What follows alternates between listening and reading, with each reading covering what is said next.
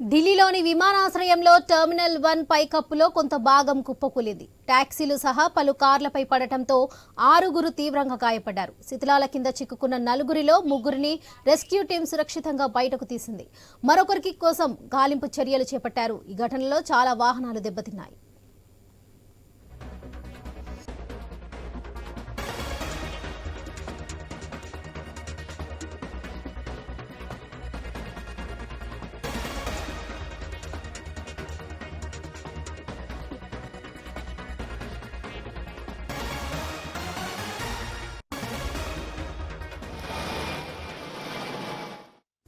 ఢిల్లీలోని విమానాశ్రయంలో టెర్మినల్ 1 పైకప్పులో కొంత భాగం కుప్పకూలింది. టాక్సీలు సహా పలు కార్లపై పడటంతో 6గురు తీవ్రంగా గాయపడ్డారు. శిథిలాల కింద చిక్కుకున్న 4గురిలో 3గురిని రెస్క్యూ టీం సురక్షితంగా బయటకు తీసింది. మరొకరికి కోసం గాలింపు చర్యలు చేపట్టారు.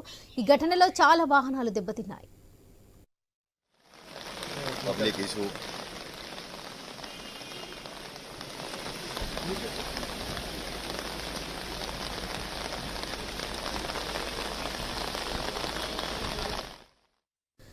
ఢిల్లీలోని విమానాశ్రయంలో టెర్మినల్ 1 పైకప్పులో కొంత భాగం కుప్పకూలింది. టాక్సీలు సహా పలు కార్లపై పడటంతో 6గురు తీవ్రంగా గాయపడ్డారు. శిథిలాల కింద చిక్కుకున్న 4గురిలో 3గురిని రెస్క్యూ టీం సురక్షితంగా బయటకు తీసింది. మరొకరికి గాలింపు చర్యలు చేపట్టారు. ఈ ఘటనలో చాలా వాహనాలు దెబ్బతిన్నాయి. ఇక ఢిల్లీ ఎయిర్పోర్ట్ల ప్రమాదానికి సంబంధించి మరిన్ని అప్డేట్స్ మా ప్రతినిధి రామకృష్ణ అందిస్తారు. రామకృష్ణ, చెప్పండి.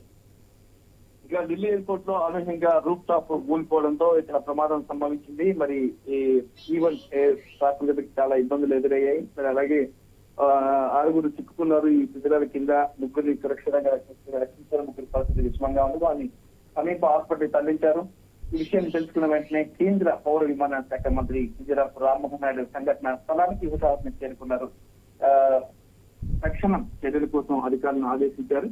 ఆ రూఫ్ టాప్ కూలిపోవడం గల కారణాలను చూస్తే ఇక్కడ గాలి దుమారం బాగా ఉన్న నేపథ్యంలో ఇక పిడుగులు పడి ఉండొచ్చు అని అనుకుంటున్నారు. మరి ఏదైనా కారణం ఏదైనా రూఫ్ టాప్ కూలిపోవడంతో ఒక కారు నిర్జుమిత్తి అయిపోయింది. మరి తాజా పరిస్థితిని పరిశీలించినటువంటి కేంద్ర మంత్రి రామ్మోహన్ నాయుడు అధికారులను ఆదేశించారు. విపరీత ప్రాతిపదికన చర్యలు చేపట్టాలా, అలాగే పాసింజర్స్ కి ఎవరికి ఇబ్బంది కలగకుండా చూడాలా, గాయపడిన వారికి హాస్పిటల్ తరలించాలని చెప్పి ఆదేశించారు. ప్రస్తుత పరిస్థితిని క్లోజ్ గా మానిటరింగ్ చేస్తున్నారు కేంద్ర మంత్రి. Right Ramakrishna, thank you.